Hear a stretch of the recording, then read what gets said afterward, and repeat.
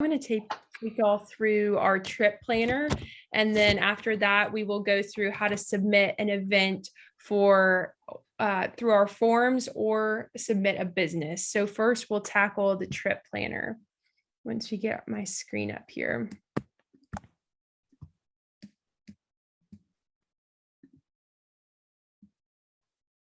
Great. So first things first, this is the home screen. Matt already took you through the site, so you're familiar with it. Or like you mentioned, it might take some time to digest, but you will be familiar with it. This icon down at the bottom left, you'll notice that any page that you click on the site, that icon is always there. This is the icon that is connected to what we call our trip planner widget. So you'll hear us refer to it often as the widget. Just because we're used to that, but it is our trip planner feature. So if I were to click on this button, it would take me to this page here. Now this is the front page of the trip planner, and you'll notice that I'm already logged into my account. The first thing that you'll see when you first open the trip planner is this tutorial. First, it just says, plan your next crappie fishing adventure, with some information, teaching you how to explore what's nearby with our categories, and then building your itinerary. So those are just some high points. And this tutorial is a little bit different in our app. If you've downloaded our app, great. If you haven't, I would encourage you to go to the App Store if you have Android or an iPhone and download the app. It looks very similar. The trip planner looks very similar in the website as it does on the app, but there are a few differences. So I'll be sure to distinguish those differences as we move along. One of those differences is in the tutorial here, you'll have the option to share your location with the app itself from your phone. And we highly recommend that because then that will make your experience a lot better inside the app, and you'll be able to build your itinerary out a little bit easier. So we definitely recommend that. But on this desktop, we will not be sharing our location.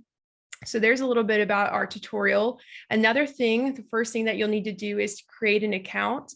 I'm already logged into mine here, but if I weren't, I would just simply create an account using my email address and password, create a password for myself. And that just helps you to save your itineraries that you create in the trip planner, and you can look back on them, revisit them, add to it, makes your experience a whole lot better. So yeah, so today I'm going to take y'all through building your own itinerary. You'll notice that there's a lot on this page. You've got these blue dots here showing you what's available on the map itself. Up at the top left corner are some of our categories, and on the right are our subcategories. That's how we've chosen to divide up our trip planner, is by categories and subcategories. So if I were to click through the categories here, you'll notice that my subcategories on the right side of the page change depending on the category that I click on. So as we build our itinerary, I'll take you through all of that, how you can really kind of make this your own. I know that myself and my coworkers, we all would look for different things when planning a trip. So this feature, this trip planning feature, gives you the option to really make your itinerary your own. And really and truly, we just want to drive home that we hope that this will be a great way to feature the local businesses in your area, to promote them, and to encourage people to visit maybe some places that they've never heard of or didn't know existed that are on this app. We've been really happy with the numbers and amount of time that people have spent on the app so far, averaging, I was looking the other day, somebody spent about 3 hours on the app, and so maybe they were building their trip, but this is a great tool for people to just see everything that the lake offers. So next, I will take y'all through what we are going to cover in today's trip planner. So first, I want to look at Barnett Reservoir. That's where we're going to go today. And to zoom in to the map, you can press this plus icon. And to zoom out, you can press the minus icon. But if you do have a trackpad on your computer, you can just zoom in using that. And that's sometimes a little bit easier for those of you who have it. Great, but today I'll just use this plus icon here to make it a little bit easier. So once I've zoomed in to the lake that I want to build my itinerary with, I can see with these blue icons, these are each an individual entry of a business or a boat ramp or any type of entry that is in our website. So first things first, I'll make sure I'm selected on the right category, which is outdoors. And the first thing I want to look for is a boat ramp. So I will deselect everything and select boat ramp from this list. And you'll see all of those blue icons that just popped up. And I got some great options here, and I can actually scroll through this list on the left side and see exactly what options I do have. When my mouse is highlighted over the thumbnail, it actually populates another thumbnail on the map itself. So you'll notice as I scroll through, that's really handy so that I don't have to go hunting for which one is which. If I wanted to know more about the particular entry and thumbnail, I could click on it and I can scroll down and learn a little bit more about it. Open 24/7. It's a marina and a boat ramp with plenty of parking, northeast side of Barnett. Great. Awesome. And even has a picture overview of what it looks like. So that's great. But I think what I'm going to do today is I want to add this Rankin Landing to my trip itinerary. So to do that, I could either press this button here that says Add Plus, or I could select this button here that has the plus icon. If I wanted to press this icon, it would just give me a better view of the location pin here. But I'll press that plus icon and it'll actually add this entry to my trip itinerary, which we're going to look at in a little bit. So the next thing I want to search for is actually going to be somewhere to eat. I know that long day on the water, I'm going to want something to eat when I'm done. So I will go underneath this category of dining. I will deselect all. Then I'll select some categories of foods that I might want to try. Pizza sounds really good, seafood, and bar and grill. So I have quite a few options surrounding the lake. Even, there's some options up that away as well. But this option right here looks really close to the boat ramp that I just added to my itinerary. So I want to look at that, and I could scroll through my other options here.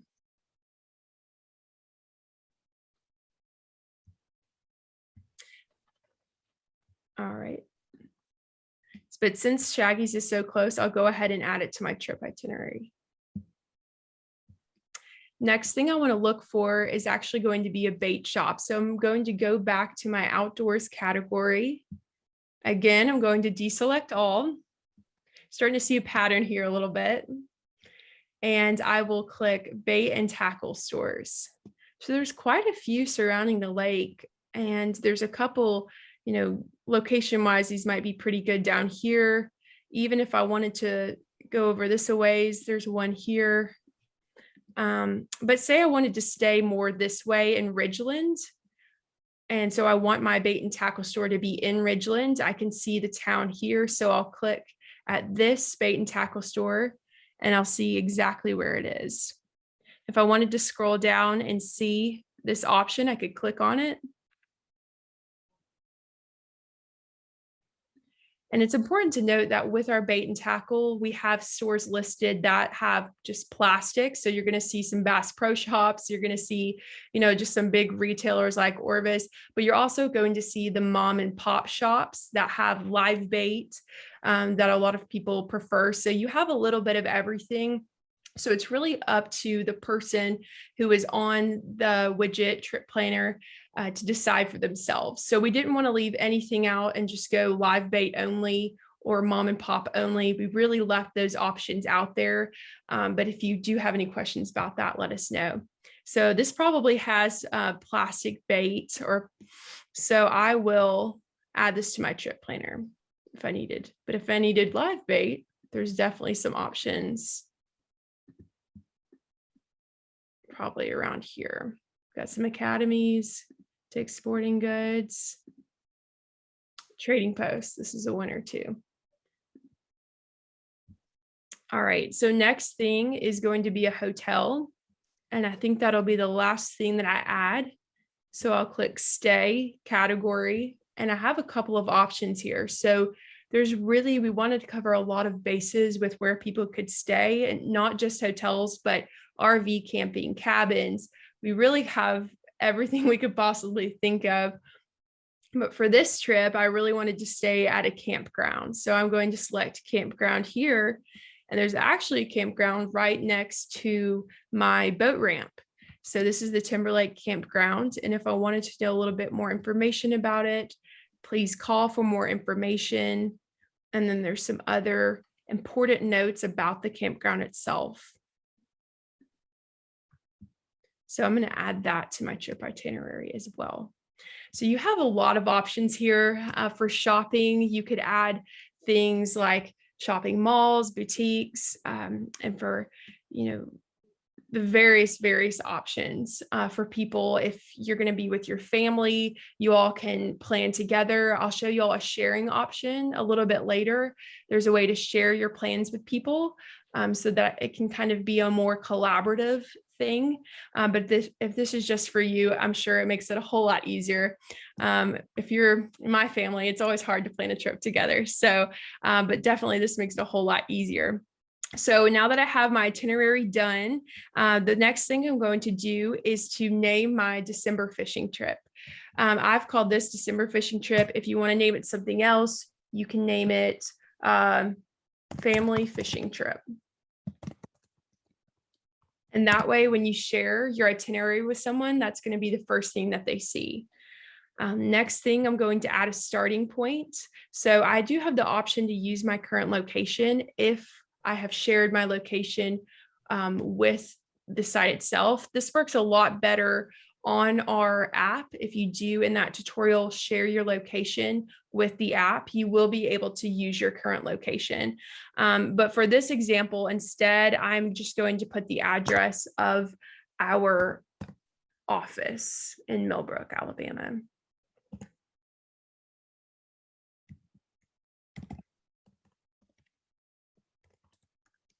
And the beauty of this is actually that you've probably noticed some similarities with Google Maps.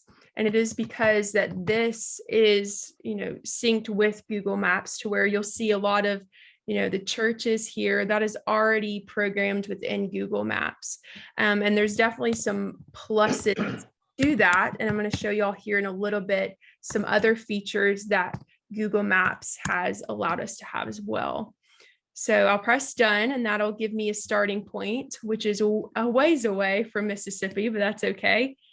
And if I wanted to move around some of my destinations, I could just by dragging the different thumbnails, and there's no problem there. So if I wanted to go and check in at the campground first, I'll just move that right up to the top. And next thing I'll do is start my plan. So up here, you can see some directions. This is kind of an overview of getting from my point A to my point B. And I'll just click through and see all of the different steps it takes. It even gives you an estimated time as well, which is really handy. So if I wanted to share this itinerary with someone, I would simply press this share button up at the top, and I could share via email, Twitter, Facebook. I could share through text here, or if I wanted to put in their email this way, I could as well. So we'll go ahead and click out of that. And another feature, I mentioned that this is synced with Google Maps. So I'm going to show y'all one of our favorite features. And this is probably best demonstrated when I zoom in on the lake itself, and we're going to take a look at our boat ramp. For some of the boat ramps around the lake, the big question mark is, do they have a parking lot? Do they have a bathroom? You have all of these questions. And for that reason, we have this feature up at the top right. It's a yellow person. And some of y'all have maybe done this with Google Maps before. What we'll do is we will take this person up at the top right and drop him near our boat ramp. And it will give us a view of the boat ramp itself. So I'm definitely a little bit in the water here. But if I go to the left, I'll be able to see the boat ramp.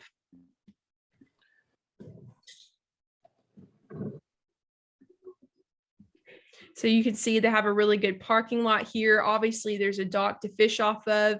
This is where, you can launch the boat here. If I wanted to get a little bit closer to that, I could by pressing this plus in the top right, or if I needed to redrop the yellow person up at the top right, I could to get a better view. So that's just a really cool feature that a lot of people don't know. And to get me back to the home screen of the widget, I'll just press this icon in the top middle and do that. So far, one thing that I didn't add to my trip planner that I do a lot of the time is gas stations. And those are very important for a trip, obviously, since I was traveling from Alabama. And for those fishermen that have boats, you need non-ethanol gas. So all of our gas stations include in that description that I showed y'all on the thumbnail, a description of whether or not they have ethanol fuel or non-ethanol fuel. So we've called every single one of them and we've made sure. And that's another thing too, if there are updates on that front, if there's a gas station that is not offering that you hear of, you can communicate that with your point person and they can make those adjustments.